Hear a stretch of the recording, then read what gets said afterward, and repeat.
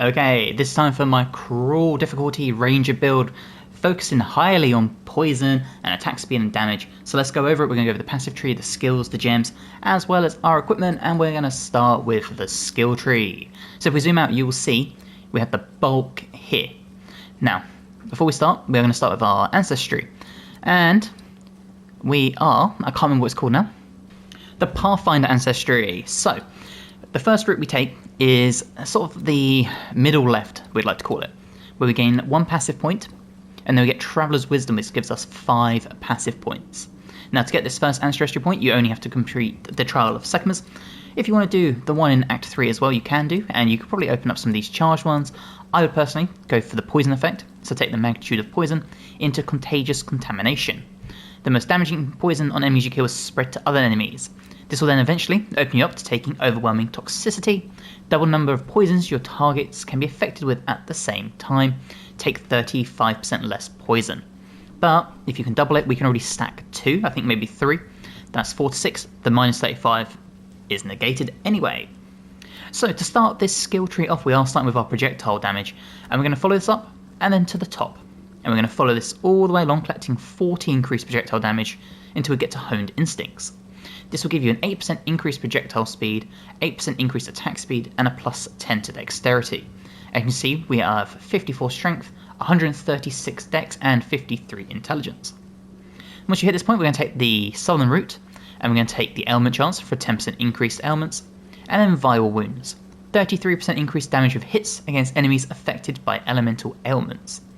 Now, as I pressed the wrong button, if we were to come in here, and we click Elemental Ailments, that is Ignite, Chill, Freeze, Shock, and Electrocute. Some of these things you will land early game.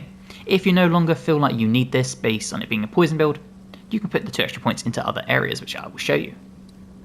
Now once you've done that, we're going to take the top route, projectile damage into Clean Shot.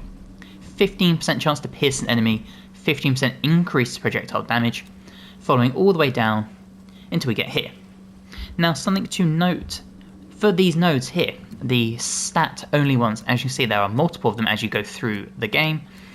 For these, you want to take any that you deem necessary at that point based on your equipment. For example, if you put your first 3 all into dex, and then you get an equipment that gives you plus 25 dex, you might want to respec these into strength or intelligence just to help yourself out. So bear that in mind, you can do this at any time, you can even do it along the path. So as you can see, my skill tree here is still full out.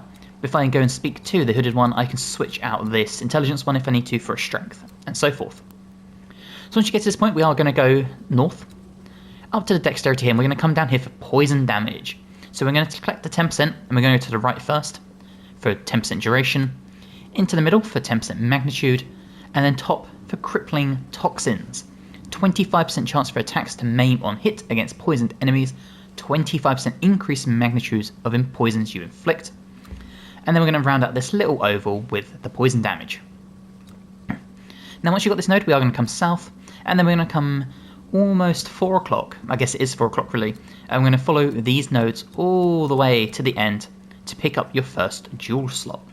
Now for your jewel slots, you want to focus on a few things that we're also focusing on with our equipment, and that is attack speed, projectile damage, poisons, dexterity, that sort of stuff. So as you can see, 11% increased attack damage, 8% increased global physical damage, and gain 1 rage on a melee hit. Now as you come through the skill tree, once you fill out that thing, we're going to come to the second node once you come to this branching path, and we're going north for 10% increase in magnitude of poison damage, and we're going to follow this oval in a clockwise manner. So we're going to take the next 10% magnitude, we're going to take the 10% increased poison duration, and then we're going to get stacking toxins. So targets can be affected by +1 of your poisons at the same time. 20% reduced magnitude of the poisons you inflict.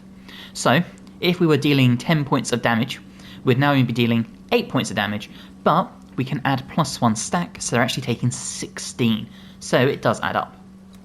We're going to take the 10% increased poison duration, and then you just want to come to the very bottom and take lasting toxins. 10% increased skill effect duration, 50% increased poison duration. Now at this point, we're going to keep coming up the path until we get to this V shape, and then we're going to take projectile damage and projectile damage, and we're going to stop there. You could take stand and deliver if you want, and I would suggest this if you aren't taking the node all the way down here of Vial Wounds, but the choice is yours. This would be one of the next nodes I pick up in the long run, but make sure you grab these 2 projectile damage at least. Now once you've got your dual slot, we are going to come north, and we're going to fill out the entire bow damage nodes we have here. Firstly, we're going to go straight through the middle, so we're going to pick up 10 damage. We're then going to pick up 3% increased attack speed, another 3% and another 3%. That is 9% in total, and we're going to end it with a 12% increased damage, and then finally taking Pierce the Heart. Arrows pierce an additional target.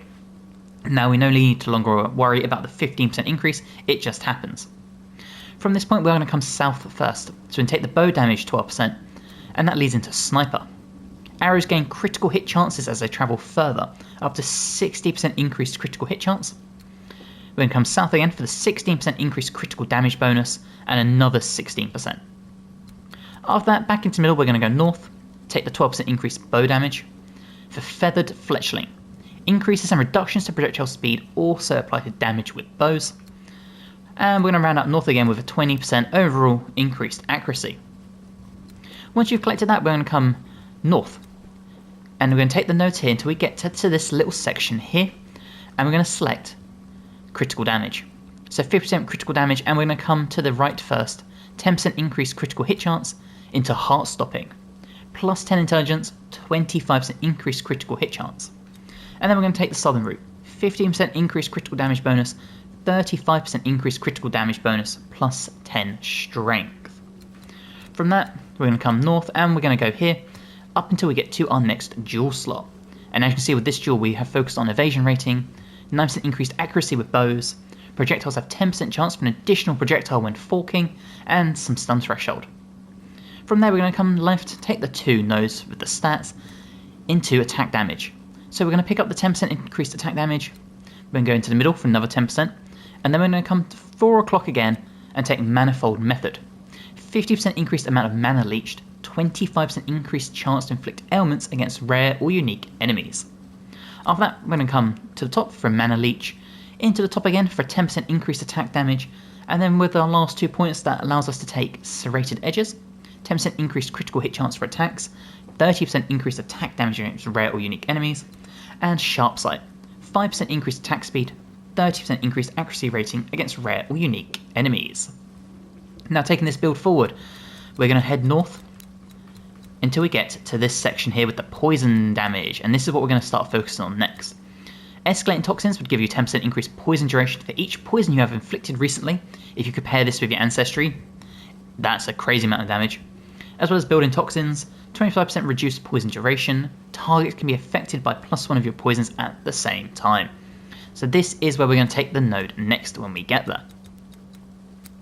Now looking into our skills, let's go over this, and we'll start with the gems we have taken so far. So with our bow shot, we have Envenom. So support skills have 50% chance to poison on hit, and Bullseye, 50% more accuracy rating. After that we have Lightning Arrow, and we've put this with Pierce, so they'll pierce an enemy but deal 30% less damage. And Chain, support skills chain 1 time, and 50% less damage on hits though.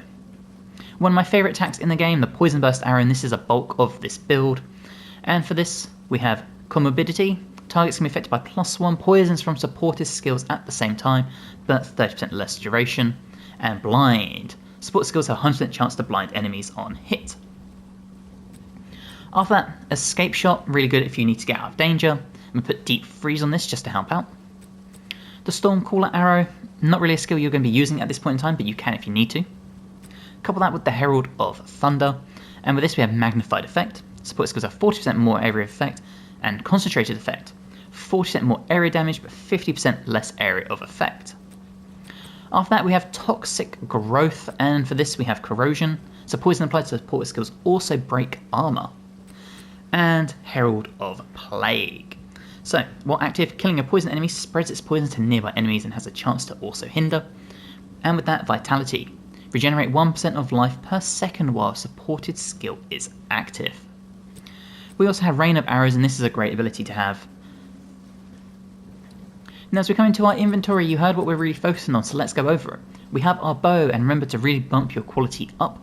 You can see we are dealing 60 to 95 physical damage, And if you look at us, we have 40% increased physical damage thanks to our runes, but overall, the bow we're focused on gives us accuracy, gives us attack speed, 5 life per enemy hit, 1 to 4 physical damage, and a 15% increased physical damage.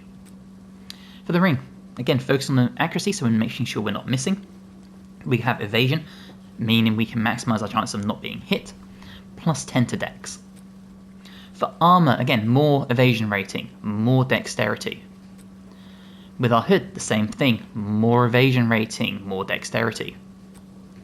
With the amulet, plus 10 to dex, we have more accuracy, we have plus 17 to strength. With our ring, 2 to 7 physical damage to attacks, plus 11 intelligence and a 3.9 life regen. If we come to our quiver, 30% increased accuracy rating, 1 to 4 physical damage to attacks, also adds fire to the attacks, plus 15 dex and gain 10 life per enemy killed. For our boots, we have increased movement speed, plus 16 to armor, 33% increased armor energy shield. For a belt, 129 to armor, again, really bulking ourselves up. Even though most enemies will die before they get to us, it's a nice way of just ensuring we have some more survivability. And with our gloves, again, evasion, energy shield, 10% increased critical damage, 167 to accuracy, and plus 21 dexterity. Okay, let's go find some combat. And as you see, the enemies are here, and you can see how quickly the poison dwindles down their health bars. But you can also see just how much we're stacking up. So if you look at our stacked amounts, you can see we are stacking up to 3 per enemy. And that's even before we start hitting out the lightning and benefiting from our Herald of Lightning abilities. For example, if we start doing this, and if you wanted to boost your lightning damage, you could. As you can see, enemies do dwindle down, but the bulk of your damage is going to come from your poisons. If we find some more enemies here, just like that, you can see how quickly enemies are dying to this.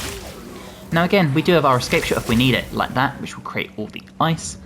We also have your big thunderous shots like that, as well as the poison growths just like this.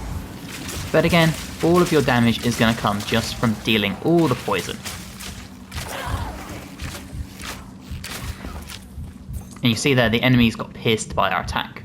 Now that is the bulk of this. Obviously, play more carefully than I am, but it's really about building that poison up, and the further you get into cruel difficulty, the more you can add those toxin stacks up, and they will just crush the enemy bosses.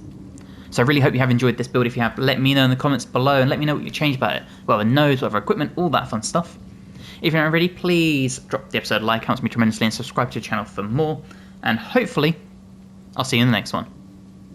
Bye guys.